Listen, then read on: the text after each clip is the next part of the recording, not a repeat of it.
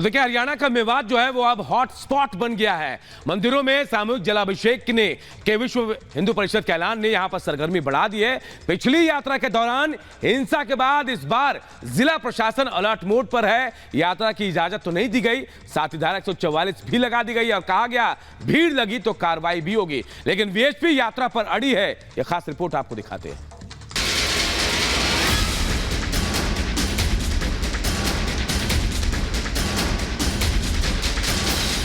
हिंसा की आग में जला हरियाणा अब फूंक फूंक कर कदम रख रहा है। मुख्यमंत्री सख्त हैं, सुरक्षा बल मुस्तैद हैं, प्रशासनिक बंदोबस्त भी जबरदस्त है और यह सब कुछ हो रहा है मेवात में वीएचपी के सामूहिक जलाभिषेक के ऐलान के बाद। क्या कभी कोई कुंभ के लिए कोई परमिशन लेता है क्या? हम कावड़ यात्रा के लिए जाते हैं, कोई परमिशन लेते हैं क्या? जगन्नाथपुरी में जब यात्रा के लिए जाते हैं हम कोई परमिशन लेते हैं क्या? कोई जरूरत नहीं है। हिंदू समाज जाता है।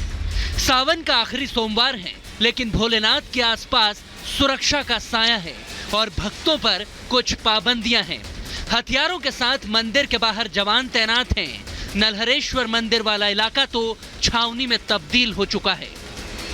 आपको मैं दिखा दूं कि अभी हम उसी शिव मंदिर से कुछ दूर पहले हैं। यहाँ पर पूरी तरीके से बैरिकेड किया गया है और अर्धसैनिक बल को यहाँ पे तैनात किया गया है। साफ तौर पे यहाँ पर अर्धसैनिक बल को तैनात किया गया है और साफ तौर पे आप देख सकते हैं किस तरीके से लोगों को रुकवा करके उनसे उनकी आइडेंटिटी प्रूफ और तमाम पास यहाँ पे मांगे जा रहे हैं और उसके बाद ही उन्हें अंदर जाने की इजाज़त दी जा रही है। हालांकि वीएचपी के द्वारा ये आह्वान किया गया है कि सोमवार यानी कि सावन के आखिरी सोमवार को उनके द्वारा फिर से शोभा यात्रा निकाली जाएगी और उस शोभा यात्रा को जो वो शुरुआत करेंगे उसी शिव मंदिर से करेंगे। लेकिन आपको बता दें, जो स्थानीय प्रशासन है, जो पुलिस प्रशासन है, उनके द्वारा यह कहा गया है कि आप किसी तरह की शोभा यात्रा ना निकाले। यह वही मंदिर है जिस पर ब्रजमंडल यात्रा के दौरान हमला हुआ था। गोली पत्थर चले, हजारों भक्त फंसे रहे, बाद में मुश्किल से जान बचाकर बाहर निकले थे। इस बार पत्थरबाज गैंग ऐसा कुछ न कर सके, इसके लिए पुख्ता तैयारियां की गई है। यात्रा को परमिशन नहीं दी गई है, मगर वीएचपी फिर भी अड़ी हुई है। श्रावण माह का आखिरी सोमवार प्रत्येक हिंदू के लिए महत्वपूर्ण होता है। जो लोग समाजों को बांटना चाहते थे, आज वो पूर्ण रूप से विफल होंगे। सब मिलकर आए हैं और ये तय कर आए हैं, मेवात का हिंदू एक था, एक है और एक रहेगा। जब मेवात का सारा हिंदू समाज आगे आ गया है, हमने आह्वान किया है अपने अपने स्थान पर हर प्रखंड लेवल पर एक मंदिर तय करके उसमें सामूहिक जलाभिषेक प्रातः 11 बजे के समय करें। सर्व हिंदू समाज इस यात्रा को निकाला है और नूह के लोग यानी मेवात के लोग, नूह का हिंदू समाज एकजुट है और वो वहाँ पर नूह में यात्रा निकालेगा। शेष समाज को हमने कहा है कि अपने अपने घरों के आसपास जो प्रखंड से है शिवालय में जलाभिषेक करें। मेवात में जलाभिषेक तो होगा, यह ऐलान वीएचपी कर रही है। ऐसे में एहतियात के तौर पर खट्टर सरकार ने नूह में धारा 144 लगाकर भीड़ लगाने पर रोक लगा दी है। स्कूल, कॉलेज, कोचिंग को 28 अगस्त तक बंद कर दिया गया है। सरकारी और प्राइवेट बैंकों को भी बंद करने का फैसला लिया गया है। इंटरनेट और इसके साथ ही एक से ज्यादा एसएमएस एक साथ भेजने पर रोक लगा दी गई है। भड़काऊ सोशल मीडिया पोस्ट पर पैनी नजर रखी जा रही है। यानी दंगाई साजिश का सारा प्लान मानो चौपट कर दिया गया है। ममता जी, अगर हम सिक्योरिटी अरेंजमेंट्स की बात करें, शोभा यात्रा को भी परमिशन दी गई है या नहीं दी गई? नहीं, कोई परमिशन नहीं है। शोभा यात्रा कोई परमिशन नहीं है और मैं आपके चैनल के माध्यम से मैं आग्रह करूंगी कि जो तरह तरह की सोशल मीडिया प्लेटफॉर्म में अफवाहें उड़ रही हैं और लोगों को प्रेरित किया जा रहा है कि अधिक से अधिक संख्या में आप यात्रा के लिए आएँ, तो मेरा सभी भाई बहनों से आग्रह है कि किसी भी तरह की इस तरह की अफवाहें या किसी भी इस तरह के झांसे में ना आए। इंटरनेट की मदद से ही सोशल मीडिया पर भड़काऊ वीडियो के जरिए ही पिछली बार हिंसा की आग को भड़काने की कोशिश हुई थी, जिसको लेकर अब तैयारियां पूरी हैं। हालांकि यात्रा को परमिशन तो नहीं मिली है, मगर जलाभिषेक करने से सरकार ने किसी को नहीं रोका है। क्योंकि एक महीना पहले एक घटना हुई तो उसकी सावधानी रखने के लिए यात्रा के लिए मना किया है। लेकिन मंदिरों में जलाभिषेक कार्यक्रम, क्योंकि श्रावण मास का वो अंतिम सोमवार है, जनता की श्रद्धा होती है, तो जनता की श्रद्धा के हिसाब से उनको परमिशन छूट मिलनी चाहिए होती है। हरियाणा में 31 जुलाई को जो भी हुआ वो चैप्टर अब खत्म हो चुका है। लेकिन डर और आशंका बरकरार है, कहीं दंगों की वो फाइल फिर से न खुल जाए। ऐसे में खट्टर की पुलिस अलर्ट मोड पर है, मगर हरियाणा पर सियासत करने वाले कोई मौका नहीं छोड़ना चाहते। इसीलिए वीएचपी के जलाभिषेक के ऐलान पर विपक्ष ने मोर्चा खोल दिया है।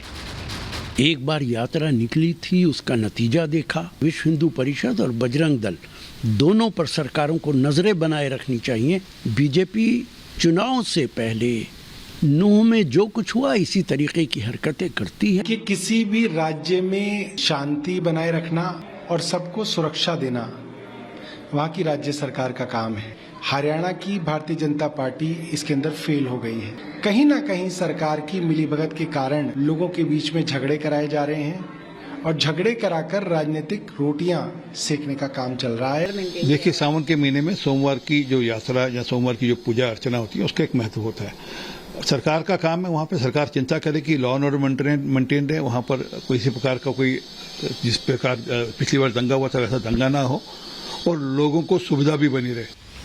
कांग्रेस हिंसा के नाम पर सवाल उठा रही है, मगर उसी पार्टी का नेता दंगा फैलाने का आरोपी है। इसीलिए तो मामन खान से पुलिस पूछताछ करेगी। 30 अगस्त को मामन खान को पेश होने के लिए नोटिस भेजा गया है। हिंसा में विधायक के शामिल होने का शक है। भड़काऊ भाषण की भी पुलिस जांच कर सकती है। यानी सवाल उठाने वाली कांग्रेस ही अब सवालों के घेरे में है। हरियाणा में विधानसभा चुनाव भी होने वाले हैं। ऐसे में आम आदमी पार्टी भी मौके को भुनाकर बीजेपी को घेरने में लगी है।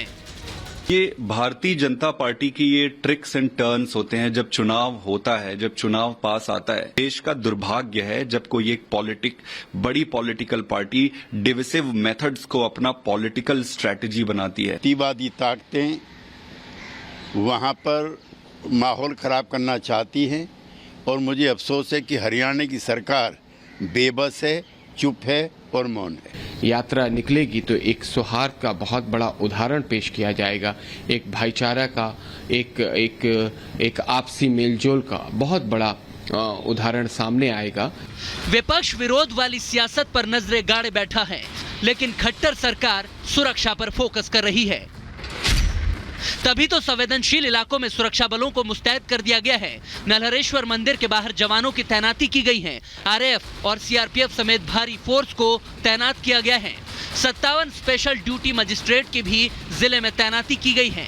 हर जाने आने वाले के वाहनों की चेकिंग की जा रही है और बॉर्डर पर बैरिकेडिंग करने के साथ ही पूछताछ के बाद ही एंट्री दी जा रही है। सोहना और नूह टोल प्लाजा पर संवाददाता वैभव की यह रिपोर्ट देखिए। सावन के आखिरी सोमवार के दिन ब्रजमंडल यात्रा को लेकर जो आह्वान वीएचपी और बजरंग दल की तरफ से किया गया है, इसे लेकर पूरे नूह में इस वक्त अलर्ट है। हम इस वक्त सोहना टोल पर मौजूद हैं और यहां पर आप देख सकते हैं जो भी गाड़ियां इस टोल से होकर गुजर रही हैं, उन सभी गाड़ियों की सघन चेकिंग की जा रही है, जिसके बाद ही इस टोल से उन्हें आगे जाने दिया जा रहा है। हर एक गाड़ी में मौजूद शख्स, उसका आइडेंटिफिकेशन किया जा रहा है और आइडेंटिफिकेशन होने के बाद ही इन गाड़ियों को जो है वो आगे जाने की इजाजत दी जा रही है। इस पूरे मामले पर हमने लोगों से भी बातचीत की। आखिर वो क्या सोचते हैं मेवात की महाभारत पर, सुनिए जनता के मन की बात। सरकार जो सोच रही है कि दंगे के मतलब कि विरोध में वो कह रही है कि मतलब उन्हें परमिशन नहीं मिल रही, तो सरकार का सही निर्णय है। घर में पूजा हो सकती है, फिर हिंदू की जो मंदिर है या मुस्लिम की मस्जिद है या मतलब सिख हैं, ईसाई हैं, मतलब जो भी है उन लोग की तो वहाँ तो जाना उचित बनती है ना। सबकी अपना जो घर है उसमें तो जाना बनता है ना। नहीं, यात्रा रोकने का मेन कारण ये है कि अभी इसमें ये नहीं कि सरकारी के दोष है, मतलब पब्लिक को भी अभी थोड़ा संयम रखना चाहिए। देखो, हमें अपने त्योहार को सही से मनाना चाहिए। दूसरी बात ये कि सरकार ने जो ये बैन लगाया है अभी शोभा यात्रा पर, तो मैं समझता हूँ ये ठीक नहीं कर रहा है। ये कोई मतलब नहीं है ना कि आप मेरे को बोल दो कि मेरे भगवान घर में बैठ के पूजा करो, तो फिर ये मंदिर, ये मस्जिद क्यों बाहर रख रखी? सब बंद करा दो आप लोग का बस चले तो। धार्मिक यात्रा पर सियासत करने वालों के खिलाफ संत समाज भी आक्रोशित है, तो वीएचपी भी भक्तों को रोकने की वकालत करने पर अब भड़क रही है। किसी धार्मिक यात्रा में किसी सत्ता सरकार के परमिशन की आवश्यकता नहीं होती। नूह में हुए दंगे में यह यात्रा अधूरी रह गई थी। हम चाहते हैं कि हरियाणा सरकार बिना किसी बाधा के, छोटे में ही सही, परंतु इस धार्मिक यात्रा को पूर्ण कराए, न कि किसी प्रकार की बाधा खड़ी करे। सर्व हिंदू समाज इस यात्रा को निकाला है और नूह के लोग यानी मेवात के लोग, नूह का हिंदू समाज एकजुट है और वो वहाँ पर नूह में यात्रा निकालेगा। शेष समाज को हमने कहा है कि अपने अपने घरों के आसपास जो प्रखंड है शिवालय में जलाभिषेक करें। जब शांति से सब कुछ पूरा करने की तैयारी है तो फिर सियासत क्या सिर्फ भड़काने के लिए हो रही है? नसीहत धार्मिक आयोजन के लिए है तो फिर पत्थरबाजों को भी खबरदार कर दिया गया है। मगर इस अग्नि परीक्षा का परिणाम क्या होगा, ये तो कुछ घंटों के बाद ही पता चल सकेगा। Bureau report, Republic Bharat. बढ़ते हैं खबरों में आगे और अब देखते हैं 2 मिनट में भारत।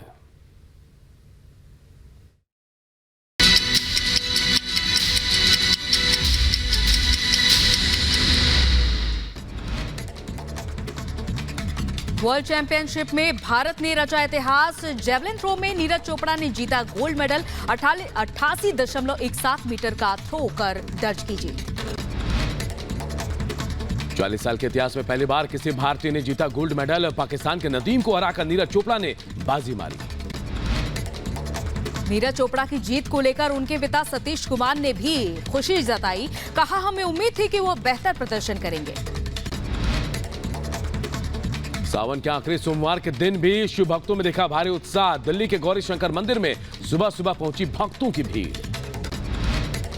सावन के खास अवसर पर उज्जैन महाकाल से भी सामने आई भस्म आरती की तस्वीर। मंदिर में लगा भक्तों का तांता। हरियाणा के नूह में आज फिर शोभा यात्रा निकालने पर अड़े हिंदू संगठन। खट्टर सरकार बोली दोबारा शोभा यात्रा को मंजूरी नहीं, जो जहां वही करे जलाभिषेक। यात्रा को ध्यान में रखते हुए हरियाणा पुलिस का जारी है चेकिंग अभियान। गाड़ियों को रोककर रात में की गई चेकिंग। हिमाचल प्रदेश के कुल्लू में भारी बारिश और बाढ़ के बाद हाल बेहाल। कई इमारतों में दरार आने के बाद लोगों के मन में डर का माहौल। कुल्लू में हो रही भारी बारिश की वजह से 7 इमारतें ढही। रुक रुक कर हो रही बारिश की वजह से पहाड़ों में भूस्खलन हो रहा है। कुल्लू में अभी भी और इमारतों में मंडरा रहा खतरा। 30 से ज्यादा इमारतों पर खतरे की घंटी। अलर्ट मोड पर प्रशासन। ब्रह्मपुत्र नदी खतरे के निशान के पार होते ही आसपास के इलाकों में भी डर का माहौल बना हुआ है। राज्य के करीब 6 जिलों में डर का माहौल बना हुआ है। बिहार के मुजफ्फरपुर में अचानक फ्रिज में हुआ जोरदार धमाका। हादसे में 2 महिलाओं की जलकर हुई दर्दनाक मौत। शॉर्ट सर्किट से फ्रिज में आग लगने से ब्लास्ट की आशंका।